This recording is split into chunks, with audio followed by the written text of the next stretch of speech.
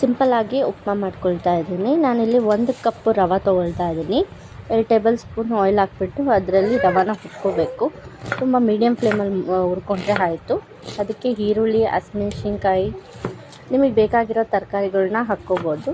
ಎಷ್ಟು ತರಕಾರಿ ಹಾಕ್ಕೊಳ್ತೀರೋ ಅಷ್ಟು ಹೆಲ್ದಿಯಾಗಿರುತ್ತೆ, ತುಂಬ ರುಚಿಯಾಗೂ ಬರುತ್ತೆ. ನಾನಿಲ್ಲಿ ನನ್ನ ಹತ್ರ ಇರೋ ತರಕಾರಿಗಳನ್ನೆಲ್ಲ ಹಾಕ್ಕೊಂಡು ಒಗ್ಗರಣೆಗೆ ಹಾಕೋಕ್ಕೆ ರೆಡಿ ಮಾಡ್ಕೊಳ್ತಾ ಇದ್ದೀನಿ.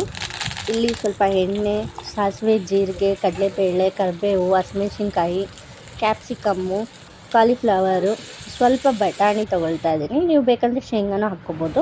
ರುಚಿಗೆ ತಕ್ಕಷ್ಟು ಉಪ್ಪು, ಟೊಮೊಟೊ ಹಣ್ಣು ಎಲ್ಲ ಸ್ವಲ್ಪ ಬೇಯಿಸ್ಕೊಂಡ್ಬಿಟ್ಟು ರವೆ ಹಾಕ್ಕೊಂಡು ಮತ್ತು ಸ್ವಲ್ಪ 1-2 ನಿಮಿಷ ಹಿಂಗೆ ತಿರುಗ್ಕೊಂಡು ನಾನಿಲ್ಲಿ ಕುದಿಯೋ ನೀರನ್ನ ಹಾಕ್ಕೊಳ್ತಾ ಇದ್ದೀನಿ.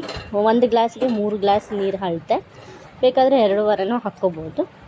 ಅದು ಜಲ್ದಿ ಕುದಿಯೋ ನೀರು ಹಾಕಿರೋದ್ರಿಂದ ಆದಷ್ಟು ಬೇಗ ಆಗುತ್ತೆ, ಹೆಲ್ದಿ ಆಗಿರುತ್ತೆ, ತುಂಬ ಚೆನ್ನಾಗಿರುತ್ತೆ. ಟ್ರೈ ಮಾಡಿ ನನಗೆ ಕಮೆಂಟ್ ಮಾಡಿ.